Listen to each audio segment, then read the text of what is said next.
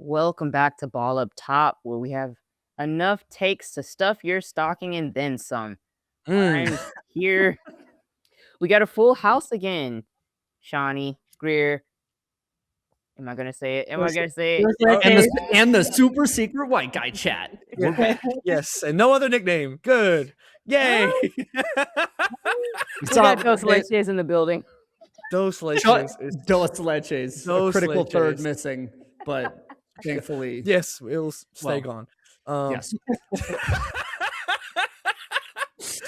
I'm Good so glad the start. two of you are already back, by the way. This show would be over. Oh, 30 no, it seconds was in. starting to Yeah. get like, wait a minute now. Yeah. You read that third eye open comment about vapid discourse of white guys, and we're like, I gotta get back in here. 1 week was enough. 1 week was enough. I was like, oh no, what have we done? That was plenty.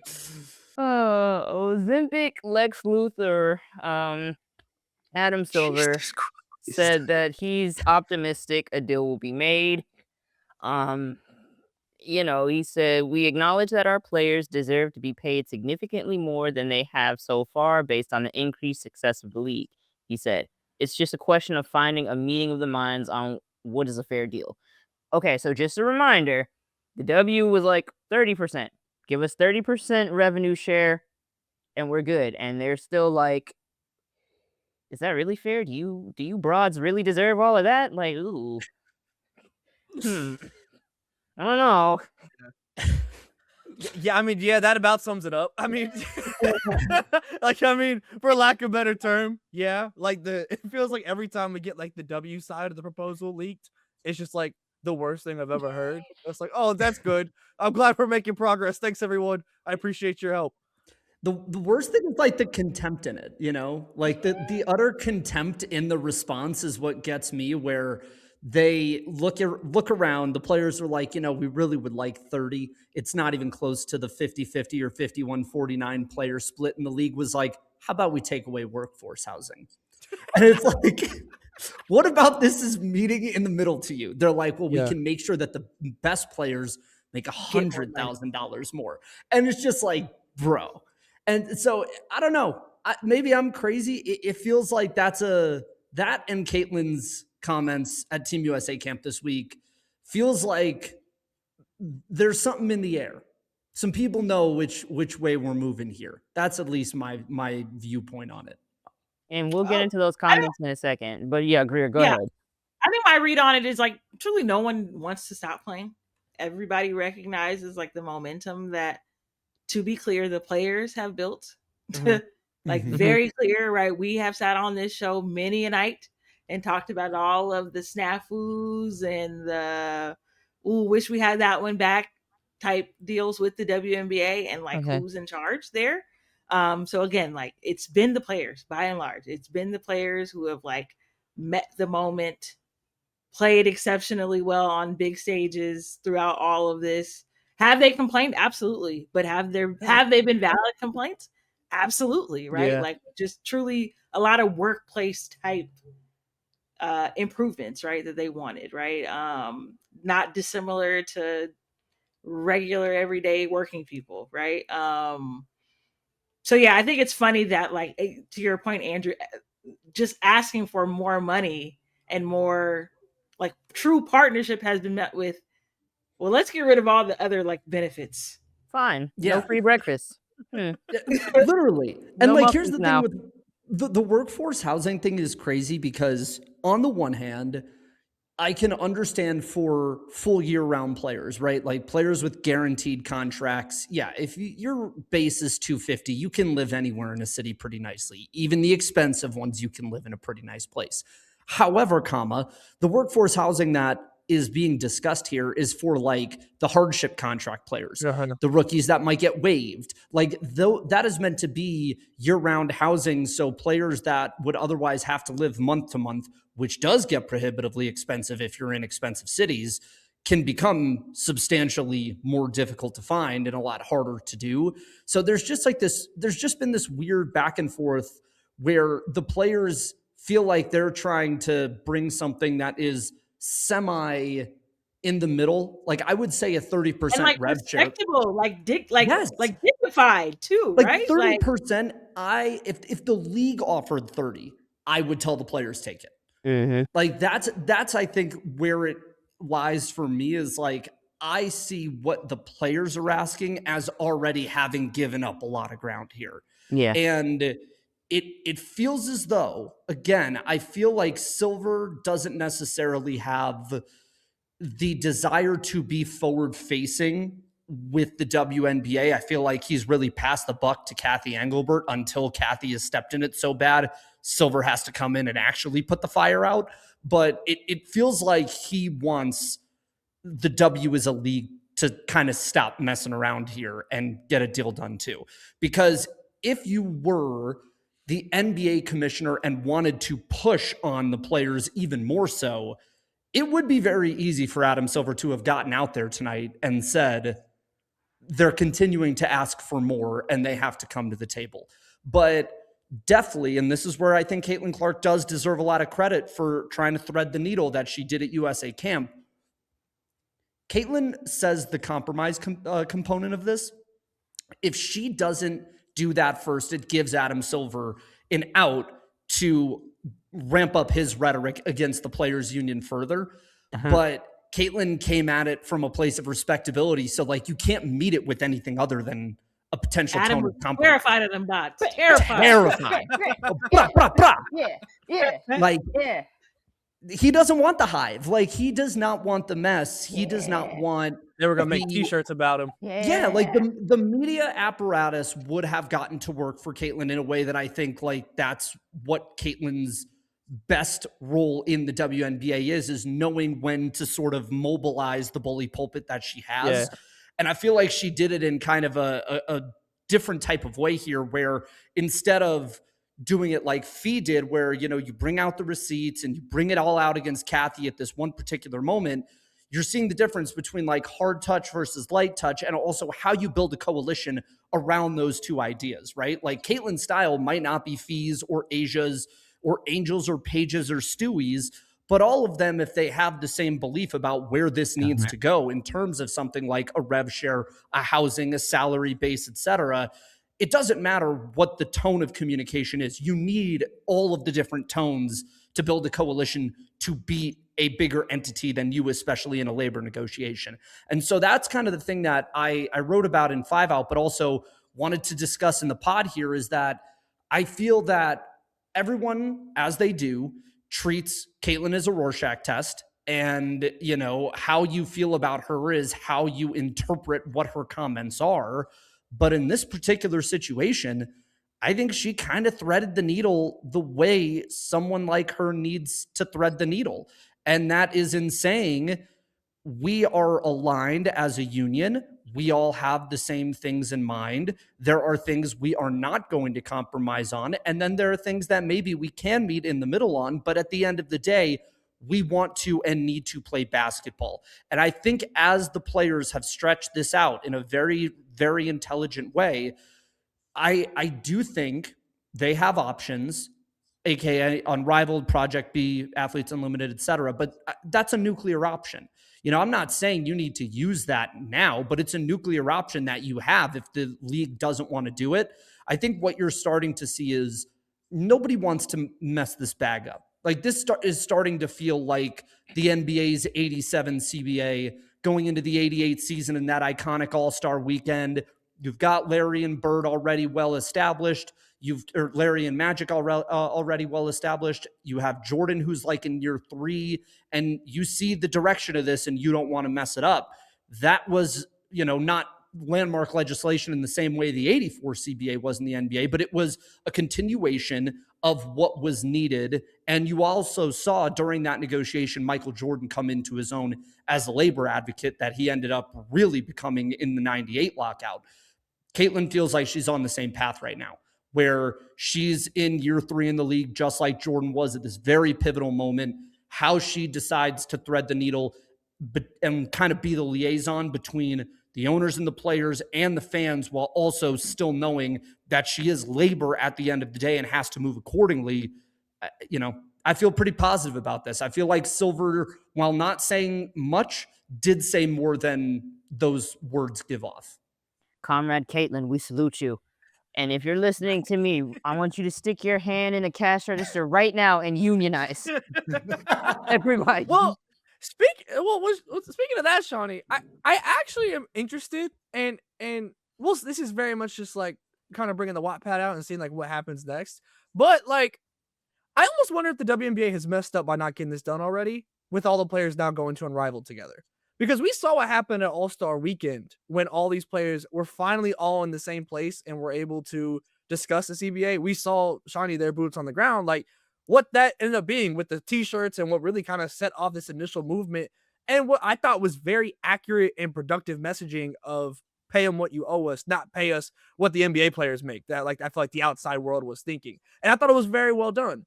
And so now I'm interested in what that potentially looks like now when you have players all together for even longer than All-Star Weekend, which All-Star Weekend is still very spread out. Like, players have events everywhere. Like, there's still not a lot of time for these players to get together, and they still were able to be very productive in that short amount of time and on that platform. And I'm intrigued by what that looks like. Well, hello.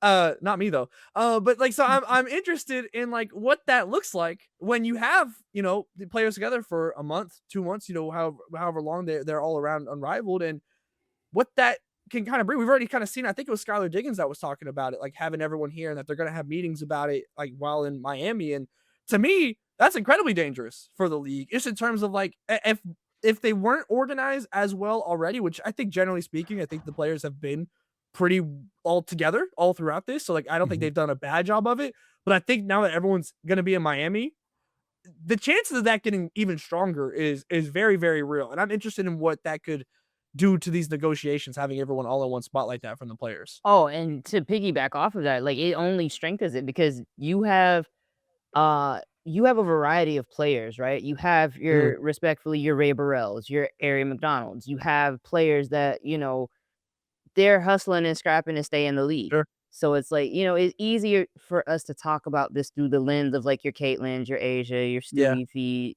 but like the realism of that is they're set. Like, they're spot You on a also roster. have your young international players like Lee Giroux and Dominique Malonga, right? Yes. Who Yeah. Malonga's going through her own thing with FIBA and Lord Twitter knows. and refusing to Yeah. fulfill that contract, right? Like, And then you have this is prioritization, like, that's a very big perspective, so that's a huge thing to have players kind of from all walks of life. Because again, like, it's easy to view it from the lens of the superstars, but it's like a strike hurts those type of players, Yeah. the players that are, like, in Unrivaled by and large, or, like, Athletes Unlimited, because like, they could meet up too. So if Sure. they on a Zoom call together, like, it could get real wicked, because now you got all 144, and it's like, they're not gonna be on, like, the exact same page, but if we take a vote, like, now we have majorities and whatnot, and now we can see, and now we can have the conversations, but I do think it is important to have different types of players in different situations, give those type of perspectives. And, maybe somebody gets jumped. I don't know. I'm not saying that that should be the solution, but I'm saying, like, it should be an option because I feel like this is the one this is like Andrew was saying, like, this is a pivotal one because I remember, like, NECA saying, like, they ran out of hotels and they had to sleep at the airport, but somehow Christy Tolliver kicked somebody out and got a bed. I don't know. Like, I don't wanna see stuff like that anymore, is my point. Yeah. Like, I don't wanna Yeah. see these, like, struggle bus stories with all of these, new dollars and new eyes and new deals coming on the league. So, I feel like I support what they're doing and how they're doing it, but I absolutely understand, like, standing firm and saying, like, "Nah, we gotta get everything now because, like, Yeah. next time we gotta get even more then." Like, you saw Sure. how I'm this also was? Yeah. super intrigued on like how long the term of the CBA is, like, and when do the opt Yeah. outs come, Right. right? 'Cause, like, historically, the last time they did this was during the bubble, so in 2020. So it lasted about 5 years, right? Or like they had a opt out after 5 years. Do you do that even sooner when you think about who's coming down the pipeline and Juju and Sarah Strong? Right now, I feel like how people must have felt in like 2002 if you were like in Northeast Ohio seeing like a young LeBron James, right? And wondering about his future. Like there's a player here in Southern California who I feel like that about right now. As impressed as we are with the bar and where it's going right now, it feels like the bar raisers are just a couple more years behind. That's what's scary, like in the best way possible about where women's basketball is right now, is like these record books need to all be written in pencil because I mean everyone is coming for everything in the best way. And to bring it back to CBA with that, like that's where I'm like, man, 3 years maybe, like like where it's like let's say like maybe the year Sarah's coming in, or like it's something like that where it's a relatively quick opt out potentially just because of the motion, and that obviously is also going to be a major part of the negotiation, I'm sure, and what is kind of the give and take with all this. But I assume I would think the players will want it shorter than what it was already. Yeah. If you burn it to coincide with the next TV deal. So the next negotiation set that comes up, and the NBA is locked in, on their new one for a while, but there are these smaller ones that dictate valuation. So these smaller deals that the WNBA is negotiating themselves with, say, USA, or are negotiating with Ion and Scripps, like those are the ones that are going to show you the valuation, because the biggest media deal that they do is negotiated by the NBA, and they like kind of have a say, but not really. To me, the canary in the coal mine, if you are the labor going forward, assuming you get a CBA sign now, is going to be watching those smaller deals and what they are able to get and what those networks evaluate the total is versus what they are as an add-on with the NBA.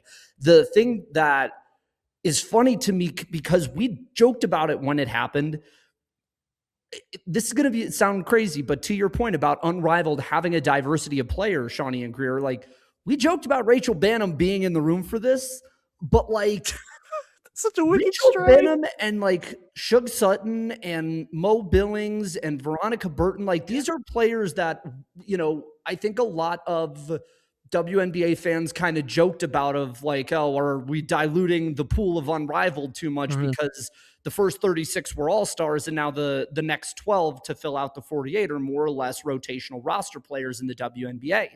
And I think, to your guys' point, that matters, because while Angel and Paige and, Fee are talking about the CBA from their point of view as the labor that could gain the most, you also have several very important people in the room by virtue of the fact that they can also sit there and have their voice heard as like a, hey, well, y'all got to think about it this way too.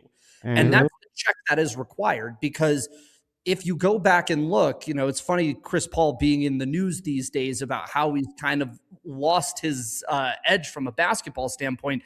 The biggest infamy of Chris Paul was kind of selling himself down the road out during the pivotal NBA collective bargaining agreement. And I believe it was 2011, where the top end players made so much more that as CP started aging, teams couldn't afford him and wouldn't pay for him because of the tax and apron, and also the Supermax contracts that were being doled out that he wanted as a professional in his prime.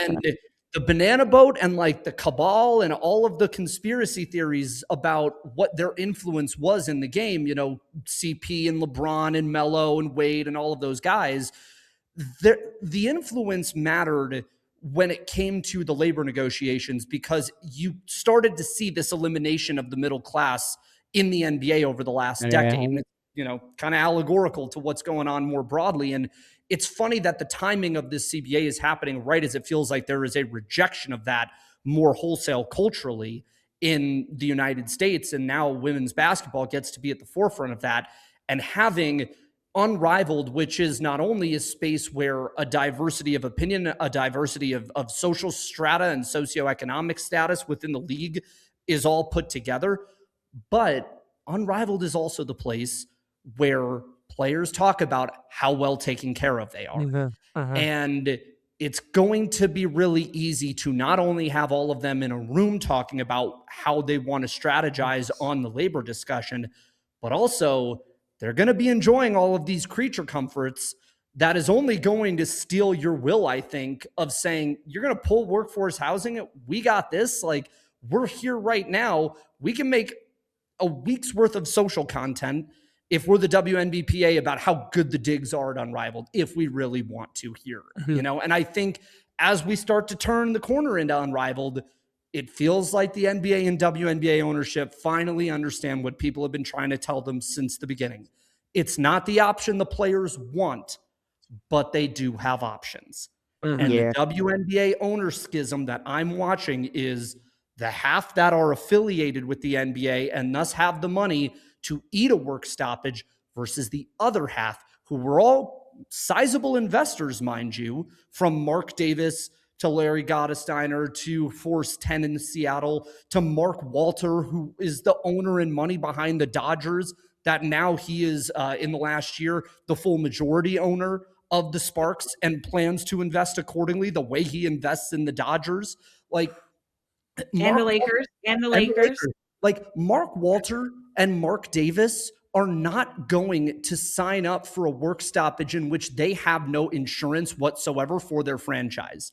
Matt Ishbia might, because Ishbia can still have a ton of money and still have ownership of his venue.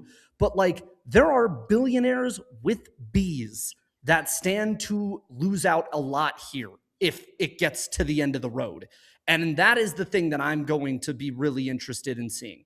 Who blinks in that group, and how does that filter out towards let's find a compromise? That's the question. Billionaires to the left. To the right. We need some Miami TikToks. Yeah. Get on your job. Well, I hate broke billionaires because, like, why are you here? Get your money up. Wayne. That's why Tillman Furtada cannot have a franchise, because he would really be like, guys, can you still work at the restaurant? We still got shifts. Yeah, like, he sucks. I don't need no Long John Silvers in my league, please. But you know, to conclude that, I think shorter CBA to get the wire hangers up out of there, and send them off on their last. Yes, thank you for your service. You fought for this. See the spoils of your labor right into the sunset. And speaking of, that brings us to USA basketball, where it has been wire hangers versus, what did Shatisha Holgram say? Young and turnt. Yeah. You gotta explain who Shatisha Holgram is. They don't know who that is. Paige, bro, like, it's something about white people from Minnesota that's just, I don't know what they're Not on. too much on the world champ, okay? Not too much. Chat talking about oxtail, like, bro, what is wearing Not too do-rags? much on the world champ, okay? Paige be wearing FUBU. Like, I'm sick of white Minnesotans. Come on. You see that hat? Chet didn't take that hat off for 3 months. Look, I'm going to tell you this. Oh, no. We're talking about the state that spawned Brother Ali and Atmosphere, okay?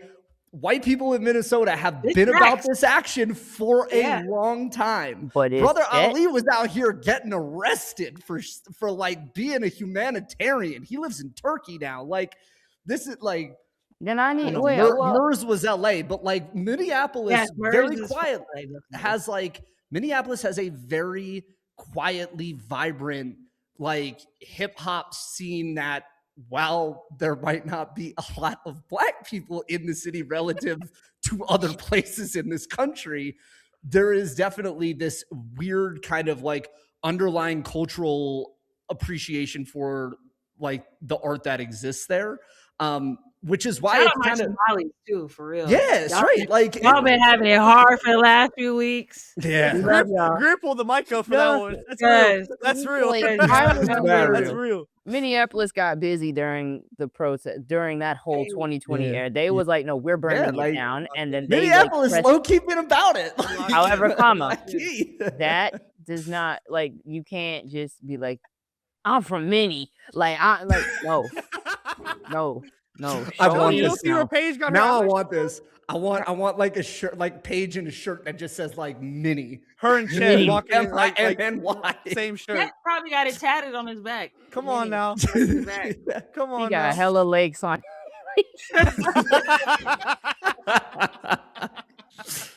It's clean as all get out, and I like the little tunnel. So I don't hate the city. I'm tired of white people from Minnesota. Like, I understand, but Take the do-rag off and stop. Don't piss me off. Don't piss me off. USA basketball. The clips have been interesting. The clips have been dissected. The clips have been consumed ad nauseum. Goodness. My main takeaways: Caitlyn versus Paige. They've been going at it. Yeah. That's been fun to watch. Chelsea Gray. That's been interesting to watch, and why I say like 3-year CBA. Like, let's get you your severance and let's ease you into somebody's booth, okay? Somebody's booth. Bruh, because like Caitlyn gets caught on a closeout because of that Chelsea Gray brick, bruh. Like, that's the underrated part of that clip. She hit the side of that rim. Like, god dang, bro. Like, are we good? Yeah. I like, you know what though? I like this. Like, I like the concept of like young and turn versus like the old guard of players. I Just do because too. it feels like such a fun. If you know what it is, it feels like the era right around when Candace arrived, right? And you know, to be honest, everybody talks about like Caitlyn as a movement unto herself. Like, I think structurally, Candace is like the prototype to the Caitlin Clark effect in a lot of ways. And I think in 08, when Candace goes to Beijing, that 08 team was a lot of what we would consider the old guard players, you know, like Lisa Leslie was helming that team. That was Simone Augustus, Catch, Bird was on that team. So DT, Fouls, No, like DT. Tina's on that. Tina Thompson's on that team. So like basically what you had within that group was you had Lisa, Delisha Milton-Jones, Catch, Katie Smith, Tina, that were all born before 1980. And then you had I'm not saying this in a bad way. DT 82, Candace 86, Sil 85, Augustus 84, and then Bird and Carl Lawson are kind of in the middle at 80, 81. So it's like, it sort of feels like the same vibe here, you know, where you have this older group that's like Chelsea Gray, Kelsey Plum, and then you sort of have like that middle in between that's just kind of like, you know, Bird and DT was in like Stewie, Asia, Fee, like 28 to 30, and Bree Jones. And then you have this next group, which in the 08 is like Fouls, you know, DT and Simone, and that's what you're getting in like Caitlin, Angel, Cam, Rakia, Paige, etc. So to me, this is really Mystics fans are gonna come for you. Yeah, Sony, Kiki, like this. We have the hives. Like, that's the coolest thing now. Is like we're gonna. Oh my gosh! Old guard versus Stan. And the stands were captured. I'll tell you what, every clip. I don't hate it. I don't hate it because you know what? The more stand bases you have, the more factional the fighting will become, which means the more it's about like basketball and stupid stuff than like coalition of culture versus culture, like one player to the next. Because realistically speaking, how are we making a meta? Like, we can't make a meta commentary out of people liking Sony but not Paige. You can't do it. You know, you can't make a meta commentary out of like Kiki Iriafen versus Sony's like a black woman. I'm just saying. They'll I mean, never underestimate America in that respect. But I'm saying like there's a popularity at play here that I feel like is really, it felt different at this camp. Like, we don't look at men's camps like this. Like, it didn't feel like there was that kind of hype anymore, but go 10 years back. Yeah, like Team USA camp was very dope when it was like, oh, we have a chance to see like Kobe and AI on the same team with each other with LeBron and AI KD. had just cut his hair. Like, hold on. Yeah, like we're in like that era of the WNBA here where like Team USA's people, like when they get together, it's like the Beatles. Like, there is a very cool thing happening with the celebrity component of what players are when they get into Team USA camp now. That's cool. I saw so many different edits of that video of Caitlyn jumping at Paige shot, like edits of different songs put behind it and all like this. It felt like there was some real genuine, good, ethical hate just off a couple social media because like the fan bases were locked in, and I fully supported it. I thought like it was like with no dog in the fight. I was just like everyone was getting their bars off in the The an ethical messiest way. person you know is a man. It's me, and it's me scrolling Hey, every as time. long as it's two And white girls going at it, white on white crime is always all right. I mean, look, that was super secret white guy chat last week. yeah, pretty much. Oh, yeah. No. What? I feel like No, hold on, y'all came to blows. No, Y'all- nothing y'all was- crazy. No, we weren't going for kneecaps. But no, it was.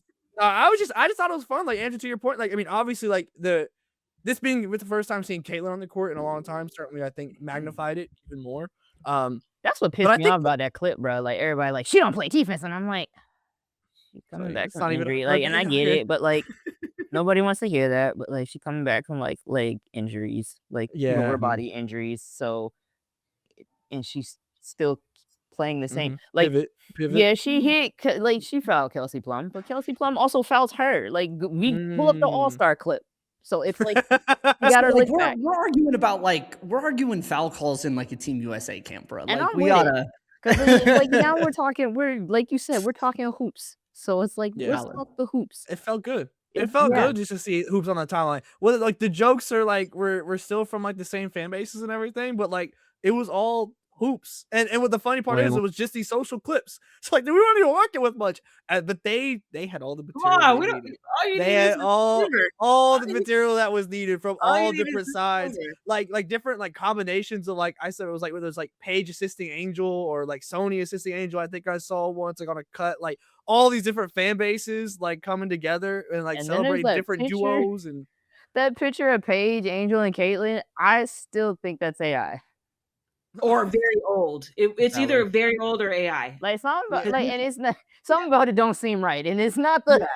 It's not. It feels like we would have seen that picture a million times by now. And also, like if you look at the faces close, like some of the features look off. Like something in the eyebrow region ain't right. Like it looked AI-ish to me. Like my favorite picture of the whole weekend was all the young players all walking on the court like at the same time, and it was just like holy shit, like this is like France is coming. Like don't get me wrong, like there's some like teams that are going to be like legit competition, but man, like this next Olympic cycle, like even like after this one, like when these players are Team USA, and you're adding a whole lot of other talent too.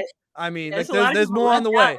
Yeah, there's more on the way, you know. But like it's just so exciting. Like this whole generation all coming in at the same time for Team USA is like it feels like a pretty uniquely stacked moment, and both like in terms of the talent itself on the court and also the motion that it's bringing. And it's just again, we don't really look forward to Team USA camps like this in this manner, like the way that we were for this. Oh no, I'm dying for the March games in Puerto Rico now. Oh, I can't wait.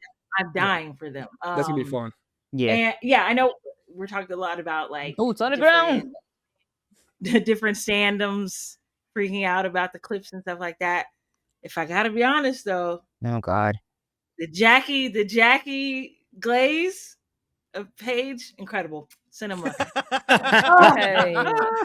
Girl was in the booth making edits. No, hold on. Hey.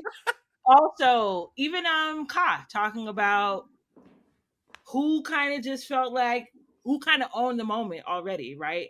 And Paige and Angel, right? Like they sat at the table at lunch with like the vets, right? Like we belong here just as much as you do, right? Scoot over, move down. You know, Lobo could never. Oh no. Oh my god.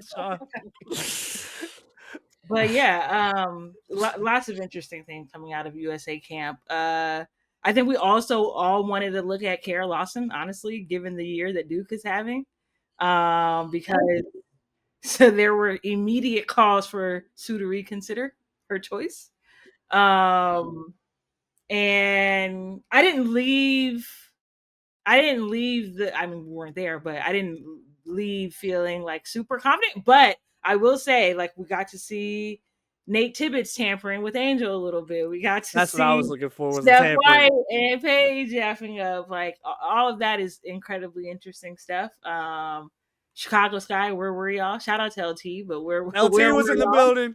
Come on now. So yeah, even just like the little bits and pieces around the game. Yeah. Very, very, very fascinating. The Team USA committee's got to put on their big, respective big gender britches and really make some hard decisions. Like, it can't be political. You know what I'm saying? Because it's like you mentioned Sue and DT being the babies of those teams, and it's like they just left. They literally just left. We just finished with them, bro. It's like, God dang, bro. And some of that is like they were given the respect because we keeping it a buck, bros. They was 40, so their level of play, it wasn't quite Chris Paul because his highs was never really that good because he's mid, but like Oh, okay. he's no Russell Westbrook at his peak, but Cross score tape, we love it. But got like bars on my we record. saw like DT was beating. She was forearm shivering people because she was having trouble staying in front of people. And we saw what happened when reality came. And we saw Sue in the Erica Wheeler clip. Like we I saw saw them both win gold medals after that and make it to finals after that. that's I don't know. Oh, Well, come on, Greer. but Come on, Greer. made or was assisted to both. Won the gold, but who won the MVPs? Made. I watched Diana drop 40 the year before the year she retired. I watched. Yeah, for her 10K, and then she was out like the next 15 games. So Hey, it's like, Hey, look, sciatica comes for all of us, bro. I'm a friend. I'm a friend of the Jello back community. Absolutely. I just don't. I think politics are inescapable. We're talking about USA basketball. Impossible. I don't like it because the politics are always gonna favor UConn. Like, and it just, and I'm not, and this isn't like, not trying to be funny and not saying that like the UConn all starting 5 in 2028 is gonna go crazy. That's insane because who would it? Wait, okay, so Stewie hanging on. We got Sarah, we got Paige. I'm assuming you're saying AZ. Kia Stokes, like who's the fifth? We Katie saying we're sending our Katie. DT coming back. Did you say Fee already? Oh, Fee, okay. Fee. Yeah, Fee's the 5. So Paige, AZ, Sarah, Fee, Stewie. Those are That's nuts. 5. You know what? And what's gonna be crazy is it's gonna be like 4 Canadian players that are UConn alums.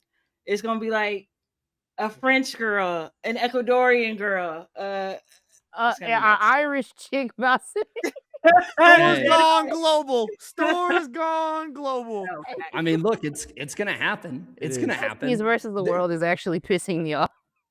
Hey, look, Gino and Jeff Walz are getting their revenge on America by basically making their programs the incubator for international talent that's going to like try and beat Team USA one day. Shout out to Istanbul. Hey, straight up. That's Jeff Walz, Turkish national team head coach you're speaking on. Hey. I will say this. Team USA is not going to like do anything fugazi with Caitlin Clark ever again. That I didn't say it was Caitlin. I just said UConn. Yeah. Oh, for sure. I'll just go the distance and just like alleviate that anxiety right now and just say like that. To me, that was a genuinely unique situation with a confluence of factors that are never going to be present again. And I think Team USA knows the choice they made. I'm sure, looking back on it now, I doubt they care very much about whether or not anything happened. Like, I think they know that discourse was going to happen regardless and just said, screw it, we'll eat it for this cycle and move on. But you're not like, I need everyone to be for real here. I understand like the first year of a lot of this stuff was new for people and there was a lot of mud that was slung against her, against the Indiana Fever organization. Like there was mud slung the other way. towards people like Asia Wilson and Angel Reese in the WNBA and Team USA and Cheryl Reeve at large, it's not going to happen again. She's on this 2026 roster. She's on this 2028 roster and every Olympic and World Cup cycle until she decides to hang it up for good. Like, they are not going to let that happen again. That is never going to happen again. And 2012 with Candace, I think people are kind of making those comps between 12 and 24 not even remotely close to the same set of circumstances. And yeah, no one has to worry about that piece of it. Now for the UConn stuff, yeah, that's Sue Bird is literally running the shit. Like, like the mob is still mobbing here. You know what I mean? Like, wicked. They just moved from gambling into a different vice. Like they got off the grid just a little bit easier. So whether or not that's going to get exposed when Sue does like team selections on her podcast while Rapinoe's like, she deserved it. She didn't. I don't like that one. Like, then I will eat my words there. But like, UConn still exists. And to Shawnee's point, like that, the mob is still hanging around. You're just not seeing them as much. Darn it, we need Khadijah Sessions at Team USA official front. Like, we got to balance the scales. God dang. She'd be ready to jump on the floor and get some shots up when they were playing Nigeria. You know, like. We have to do something. Everybody, send your best. Not you, Texas, but I'll talk about my best friend Vic.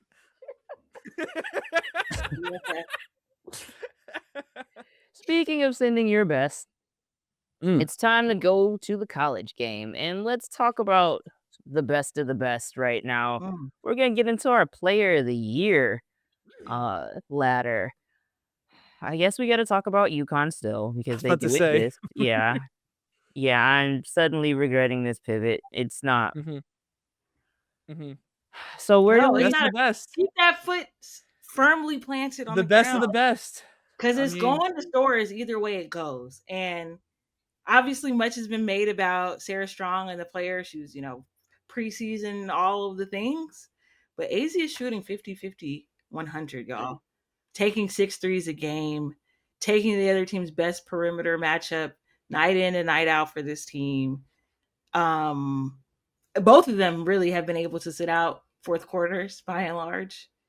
Obviously, are they going to cannibalize each other? I don't know. If AZ continues shooting the way that she is, I just don't see how. I don't see how she doesn't win it with the volume that she shoots. That's what I was about to say. I was like, I don't know. And they haven't even got into Big East play. Sorry, where I think they're both firmly going to unless again we're just blowing out teams. I just don't see a world in which they do not both average 20 points per game in conference play.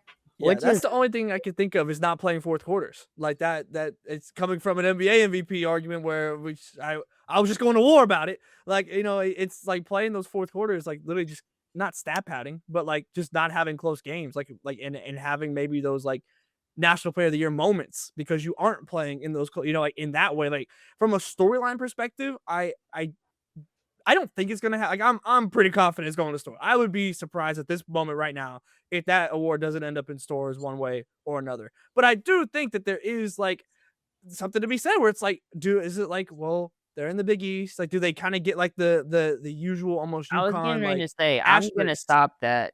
Too much talent around. Like, how do you have 2 National Player of the Year contenders on the same team? Like it's happened many times before. Well, to be fair, I'm Asia Wilson fan. I've heard every argument for against MVP. She sat out fourth quarter. She's played fourth quarters and was needed. She's done it all. So like in her 4 MVPs, I've heard every single one of the arguments you just made. Yeah. What I'm gonna say is I don't. Okay, and I gotta bring this up. Paige's freshman year, right? Oh my goodness! This is what I'm saying. Everybody's like, "Oh, we're going back to the genesis of that's what I'm saying. I'm like, people that listen or watch us, when you ask why does Shawnee have this ethical hate for Paige, this is it. And this is the lore. Give him the lore, Shawnee. It's all in one.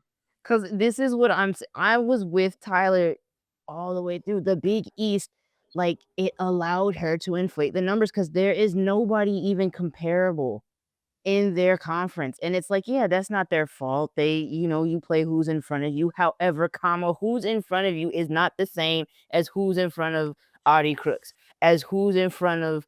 I also want to say, not only was it the award, it was also that overtime win that Paige and them had against South Carolina her freshman year. Yeah, no, and I think it was more so the Ooh. overtime win because that's the only game they watched. Because nobody was paying attention at that. It was just like she was the nationally hyped one. She was the phenom Coming in. Yes. So she delivered in some big moments. Okay, yeah, our job here is done. Okay. But what I'm saying is from an attention perspective, like that was the problem. We weren't having conversations like we're having now where it's like, okay, well, who's threatening Paige? It was just Paige it's a foregone conclusion. This is her award. And it's like, well, slow your roll. Cause like there were a lot of good individual players that freshman year. So even if it's not a Caitlin in the conversation, there were still other players where it's like, we should have been talking about that too. And we didn't. So I'm not saying it doesn't count. I'm just saying like people like to say like, oh, she came in and as soon as she touched down, she took over. And it's like, why did she make the SB speech? You take it? No, not the SB speech, please. No, because everybody likes to credit her for the SB speech, but they weren't listening to what she was saying. She was saying there's an inequity in coverage. So, okay, to this point, actually, because what you're touching on, Shawnee, is actually what I am very curious to see play out. Because what you're talking about is the UConn media industrial complex that we railed against for a long time, like the base of the. You got tatted like shit. I got the. Hey, on the back. Ain't new to this. She's true to this. No, Greer behind working the lever. Greer was the original robber baron in the UConn. Greer operates the Lobo remote industrial control. complex. Hey, me and Rebecca this season, when it comes to the AZ glaze, yeah, locked in. Do you hear me? Glazy. So, okay, this is the question to this, though, right? A lot has changed since Paige's freshman year in terms of media consumption and how we orient discussions around the sport. And in the past, I was always of the mindset, and still am, that the UConn media industrial complex was the thing that was able to get a player over the top when we were having discussions of you rolling everybody in your conference, be it the Big East or the American at the time. And you can still overcome the lack of quality opponents and the lack of narrative storyline games because you're UConn, and there is a structure, or was a structure in media that allowed you to still be front and center, even if your conference and quality of opponent week in, week out was not the same caliber of your SEC, Big Ten, or even Pac-12 counterparts. In this period of time, do we think the UConn media industrial complex is still strong enough to overcome the fact that Seton Hall is the second best team in the Big East this year, and UConn's going to beat them by like 60? Like, this is as down a Big East as we have seen in a long time. Like, Creighton is completely rebuilding, so there's not even like 2 games a year where you can say, oh, well, Creighton, like maybe Creighton will do something. They don't even have that this season. So you hear this, Big East? Marquette, it's more like the St. John, Seton Hall, tap in. Do you hear amazing? They already came for the Big 12. Amazing games DePaul doors for Oregon. Okay, amazing games for Oregon to play. I would love to watch, as a ball knower, I would love to watch Oregon and Marquette play, but I'm not rolling out of bed for UConn Marquette this year. I'm sorry. Like, maybe if it was 05 and Alyssa Thomas actually went there instead of Maryland. I just, the issue is, to Shawnee's point, narrative still exists here. And Audie Crooks has arguably dropped the first salvo with 2 40-point games and then this 30-10 against Iowa in a way that shows she has learned and developed to get into next year. And this is the weird thing with Player of the Year, especially within basketball, I think more than any other sport, is we get caught up on, yeah, they're a dominant college player, but are they a good pro on top of that? Mm-hmm. And I think that's going to be some of the Sarah Strong discussion is people are going to take what she ranks out as a prospect and say this is the best player in women's college basketball. Audie Crooks might not be as good of a pro. Different discussions, right? Well, exactly. Like you're saying, like Audie's like the Meg Gustafson of yes, absolutely. The 2019 argument, right? Precisely. Absolutely. And if that's the case, that's still a deserving player. Even if you don't think that she's going to put 27-7 up at the WNBA level, she's putting up 27-7 now. And that's what matters when we are talking about this discussion. So, I mean, I'll open that up because I'm curious if you think like the UConn media component of this, like if it's even strong enough to overcome a potential lack of narrative anymore. Do I think it's even strong enough? No, I yes, probably just because they're still coming off of the championship from last year. That's the big thing. Yeah. Whereas in 2019 and 2020, or 21, that wasn't the case with between Paige and Caitlin. It would have made her beating South Carolina even stronger because we would have been coming off of a title. But continue. Yeah. Well. Everything you did. What could have been? Pour one out for this every single agenda. We're playing the hits. Hey, come on now. They were playing Oregon. Andrew didn't even react. I'm not even gonna take the bait. They were playing Oregon. No, I think it's. But yeah, because we're coming off of UConn being national champs and also AZ being MOP of that tournament as well. I do think that the lingering effects could still be there. Yeah. I think for me, it's like there's in terms of the UConn players, I think the coming off a championship, I think is the most important aspect of it because like it's a continuation of like, okay, are they the next UConn? Like, is the inevitability back? And I think that is a storyline that because I think what happens sometimes with UConn is that it feels like there's a lack of storyline to it, and I think that you have that to a degree this year because you have, oh God, are they back? Everyone run, everyone hide. And that's terrifying. And AZ especially, I think, can really get off with that because if she's shooting at this number, at this volume, I don't know what the records are like in terms of those. She's going to be right there. And I think there's going to be a historical element that can match with that. I will say, though, I think if you look at the flip side of the UConn aspect, I think there's one player that we haven't mentioned that you can absolutely still put right back into it, depending on the UConn game. Hannah Hidalgo. That's Hannah Hidalgo. Yeah. Whoa. Yeah. Hold on. Because I'm zagging and I'm going Madison Booker. That too. 100%. I think Madison Booker can be, but I think Madison Booker will have to, that'd be through the SEC, specifically with the UConn, with what that looks like. Because Texas, if they rattle off wins against UCLA, South Carolina again. LA. Oh yeah, then Booker's right there, 100%. I'm out. I'm talking specifically when it comes to the UConn media apparatus. I feel like Notre Dame's lost enough games, like already. No shade. I just think it's.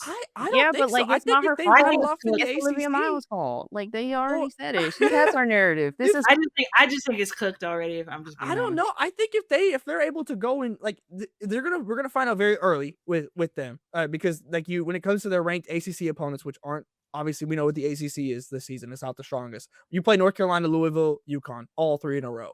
If Hannah goes and has another one of like that UConn performance, I think the UConn apparatus flips because I think people still understand what UConn is. But if Hannah Hidalgo has the numbers and you go and beat UConn, I think you're right back in the running, and it becomes where it's like, even if the record isn't as impressive as other teams, whereas that's something that's going to be an uphill battle, I think she puts herself in the conversation like Audi has with her performances statistically. I'm not saying I think she's going to be in the lead. I think that this season is already showing you how stratified even the top 25 is. Don't see in a weird way. I think UConn is a little underreported. Hear me out, because like we're talking about narratives. Right? So we know Madison Booker's narrative, right? She came into the SEC. Texas ain't been there but 45 minutes. They've already gotten a bunch of big wins. They're already, towards the top. A lot of that is because Madison Booker. Hannah Hidalgo. She lost her running mate in Olivia Miles. She lost Sonia Citron. Like, she's doing it pretty much on her own. You know, It's the like Westbrook MVP. It's the Westbrook talk MVP. to me, talk to me, Don't worry, I got you, Shawty. talk Don't to worry. It's the me. Westbrook MVP. But no, but All seriously, right. it is like the Westbrook type narrative. UConn, and I say this as a South Carolina fan who has dealt with this for years. They're being presented as a package, as a record label. Like, you know, Record label and a crew. yes, yes. And it's like when you present us as one unit, now individuals aren't really getting like the narrative. They're not getting their story told because it's like the stuff y'all are saying statistically, that should be a bigger deal. But I feel like UConn, the inevitable, it is kind of like they're kind of like, oh, UConn's back. Da, da, da, da, da, da, da. So are we getting anything besides Paisley? Are we getting AZ as like, you know, what she's able to do and how historic her season? I don't think they're telling individually Sarah and AZ's story as well as they could to compete with, you know, other players around. So I'm not saying that that's going to matter at the end of the day. I'm just saying, like, if it does come down to it and narrative plays a factor in it, I don't think UConn has had their story told in the same manner that we're seeing these other top players at different teams. Ew. I don't see it. I know, right? Shawnee having to That defend was UConn. wow. Good God. Ugh. See what's happening? They get too much power. What is the difference this year between what Hannah Hidalgo's season will be and what Michaela Blake's season will be? Because to me, that A is UConn the win. argument. Well, I guess, but like That- that's that would- to me that's the what it would argument be. against That's a Hidalgo Player of the Year run is like if we didn't give it to Blake's on the same, you know, same guiding principle that just being good enough to get your team to a first or second round exit is not enough. Like you have to be someone like Juju, who, if you're going to be get on my back and we'll go, like you got to be a player that theoretically can put them on your back to a Final Four, which we won't know because of the injury last year before we even got to the Elite Eight. But like Juju has shown that she can take you deep into the tournament basically by herself. Yeah. And if Blake's and Hidalgo, who, mind you, Hannah still has not gotten past the Sweet 16 in her career, nor has her head coach, Neil Ivey, or this Notre Dame program since Muffet McGraw retired. Are we going to – well, I'm saying, like, are we going to go the distance and say, For like, that – fan, not too much. Look, he could sense it. He could sense it. Look, the facts are the facts, and the wins are the wins, real. and the losses are the losses. Like, it's just – I think right now you're looking at Audie Crooks, you're looking at AZ, Sarah Strong. I'm really not sure where we land on Lauren Betts right now because, like, the defensive presence is there, but it also kind of feels like another Audie Crooks situation where it's like, are people's negative opinions of her as a potential draft pick and whether or not they want their favorite team to take her in the lottery paint how good she actually is at this level? Because, again, could be a good, not great big in the WNBA, but top 4 big in the country right now in college basketball. I could see Vegas really sticking on Betts' case, like having like the Texas game and like how that I could see that sticking around, frankly, from like a West Coast bias perspective, but also like the talent surrounding her. Like I could see that going around. And like for the Hidalgo thing, like to me, that's just her being like another horse potentially like in the race, as opposed to like I don't think that it would be a lot for her to like they'd have to turn up like crazy, like to your point, Andrew. So like to me, that's in terms of potentially having Hidalgo in the case and in the race, would you have to have the UConn win. But to me, it's the UConn duo, it's Audi, and I think Madison Booker, Greer, to your point, I think are the players that are like really in the running right now. And then you have some players that are just putting up stupid statistical numbers, like a Hannah, a Liv McGill from Florida. I mean, Olivia Miles dropped another triple-double Olivia Miles, 100%. Like, if TCU goes and runs the table in the Big 12, like if you told me that Olivia Miles ends up in the conversation, I think that there's a world where that happens. Like, I really think I'm interested in seeing. I think it's going to be, to me, it's like if these teams outside of UConn can stack up big conference wins and those players show up during them and have those moments, that's going to be what it takes to go over the top of these UConn players, unless UConn just majorly slips up at some point, which I don't imagine happening. Because can I say another reason why I don't think the UConn industrial complex is dead or like whatever? I just watched them playing here in LA versus SC sold out game, even though a lot of empty seats, not feeling that. Sold Huh. out game allegedly. But we know that, like, in terms of press, it was packed. Yeah.